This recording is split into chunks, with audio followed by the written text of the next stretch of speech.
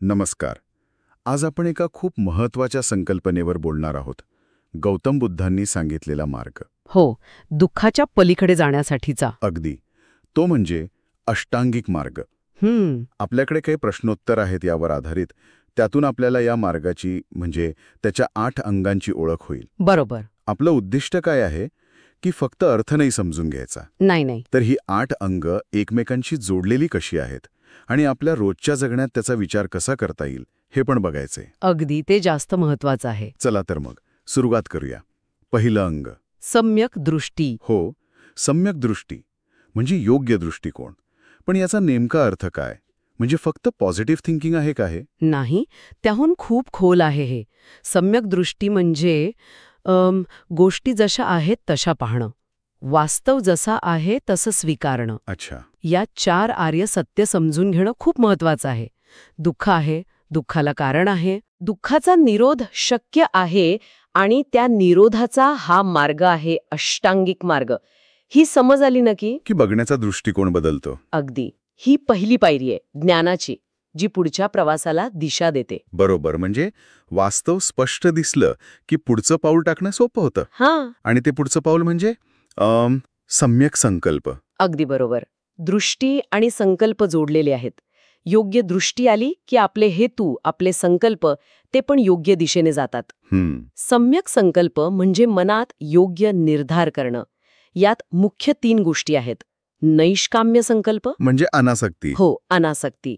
मग अव्यापाद संकल्प म्हणजे द्वेष नसणं, मैत्रीची भावना, अहिंसा. अच्छा. आणि तिसरं अविहिंसा संकल्प म्हणजे करुणा.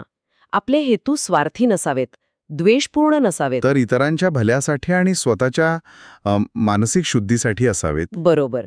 योग्य ज्ञान योग्य इच्छेला जन्म देतं. आणि ही योग्य इच्छा मग आपल्या बोलण्यातून व्यक्त होते. ते तिसरं अंग सम्यक वाणी. हे फक्त खरं बोलण्यापुरतं आहे का? नाही, खरं बोलणं हा पाया आहेच, पण त्यासोबत आपलं बोलणं कसं असावं तर मृदू, प्रेमळ, सलोख्याचं आणि उपयुक्त. उपयुक्त म्हणजे निरर्थक बडबड नको, खोटं बोलणं, चहाडी करणं, कठोर शब्द वापरणं हे सगळं टाळायचं. अच्छा. आपले शब्द जोडणारे असावेत, तोडणारे नकोत. याचा परिणाम फक्त इतरांवर नाही होत, आपले स्वतःच्या मनावर पण होतो. अगदी. बोलण्यासोबत मग कृती येते. चौथं अंग सम्यक कर्म. यात काय येतं? सम्यक कर्म म्हणजे नैतिक आचरण. ह्यात मुख्यत्वे पंचशीलांचं पालन येतं. पंचशील म्हणजे जीवहिंसा न करणं, चोरी न करणं, व्यभिचार न करणं, खोटं न बोलणं, जे वाणीशी पण जोडण्याला आहे. हो, बरोबर. आणि 5वं, मादक पदार्थांचं सेवन न करणं. थोडक्यात आपली कुठलीही कृती स्वतःला किंवा इतरांना त्रासदायक नसावी. हे फक्त नियम नाहीत म्हणजे? नाही, ही करुणेची आणि जबाबदारीची भावना आहे जी कृतीत यायला हवी. आणि हीच नैतिकता आपल्या कामात, व्यवसायात पण दिसावी. ते 5वं अंग सम्यक आजीविका. हो, हे आजच्या जगात थोडं कठीण वाटू शकतं. नक्कीच आव्हानात्मक आहे. सम्यक आजीविका म्हणजे असं काम निवडणं ज्यामुळे इतरांचं शोषण होणार नाही, त्रास होणार नाही, पर्यावरणाला हानी नाही. बरोबर. शस्त्र विकणं, विषारी पदार्थ विकणं, फसवणूक करणं, प्राण्यांना त्रास देणारे व्यवसाय हे टाळणं. म्हणजे आपलं पोट भरताना आपण इतरांच्या दुःखाला कारण बनायचं नाही. अगदी. हा नैतिकतेचा व्यावहारिक भाग आहे. आता पुढची 3 अंग ही मनाच्या प्रशिक्षणाशी जास्त जोडलेली वाटतात. 6वं सम्यक प्रयास. हा कसला प्रयत्न आहे? हा सतत जागरूक राहून करायचा प्रयत्न आहे. याचे 4 भाग आहेत. अच्छा. कोणते? 1.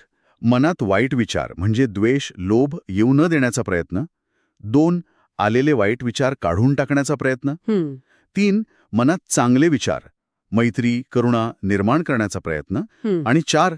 ते चांगले विचार टिकवून वाढवण्याचा प्रयत्न. म्हणजे हा एक प्रकारचा नकारात्मकतेविरुद्धचा आणि सकारात्मकतेसाठीचा सक्रिय प्रयत्न आहे. अगदी ॲक्टिव्ह एफर्ट. आणि ह्यासाठी जागरूकता खूप लागेल, जी 7व्या अंगात येते, सम्यक स्मृती. म्हणजे नेमकं काय? माइंडफुलनेस. हो, त्याला जवळचं म्हणता येईल. सम्यक स्मृती म्हणजे क्षणोक्षणी जागरूक राहणं. आपलं शरीर, आपल्या भावना, आपले विचार, मनात काय चाललंय याबद्दल सजग राहणं. फक्त बघायचं, पण त्यात अडकायचं नाही. अलिप्तपणे काय घडतंय हे जाणायचं. यातून आपल्या सवयी, आपल्या प्रतिक्रिया, मनाचं स्वरूप कळायला लागतं. वर्तमानात राहायला शिकवतं हे. बरोबर. विपश्यनेचा हा गाभा आहे, सजगता. आणि या सजगतेतून, प्रयत्नातून मन स्थिर होतं, जे शेवटच्या अंगाकडे नेतं, सम्यक समाधी. हो, सम्यक समाधी म्हणजे मनाची योग्य एकाग्रता. जेव्हा आपलं चित्त बाहेरच्या गोष्टींनी विचलित होत नाही, एकाग्र होतं, तेव्हा खोल शांती आणि स्पष्टता येते. ही फक्त ध्यानापुरती नाहीये. नाही, ही एकाग्रता जीवनातल्या प्रत्येक कामात उपयोगी पडते. सम्यक स्मृतीने जे वास्तव आपण पाहतो ना, त्याला सम्यक समाधीमुळे मिळालेल्या स्थिर आणि शांत मनाने अधिक खोलवर समजून घेता येतं आणि यातूनच प्रज्ञा म्हणजे विवेक जागा होतो. म्हणजे हा अष्टांगिक मार्गाचा 8 वेगवेगळ्या पायऱ्या नाहीत फक्त. नाही, अजिबात नाही. ही एक पूर्ण जीवन पद्धती आहे. दृष्टीपासून समाधीपर्यंत प्रत्येक अंग दुसऱ्याला मदत करतं, आधार देतं. अगदी. यात ज्ञान म्हणजे दृष्टी, संकल्प, शील म्हणजे वाणी, कर्म, आजीविका आणि समाधी म्हणजे प्रयास, स्मृती, समाधी या तिन्हीचा सुंदर मिलाफ आहे. हे तात्विक विचार नाही फक्त, तर आचरणात आणायचा सराव आहे. बरोबर. या मार्गाचं सौंदर्य हेच आहे की तो दुःखाच्या मुळावर काम करतो. अज्ञान, आसक्ती, द्वेष यावर. फक्त वरवरच्या लक्षणांवर नाही. आणि प्रत्येक अंग दुसऱ्याला पूरक आहे.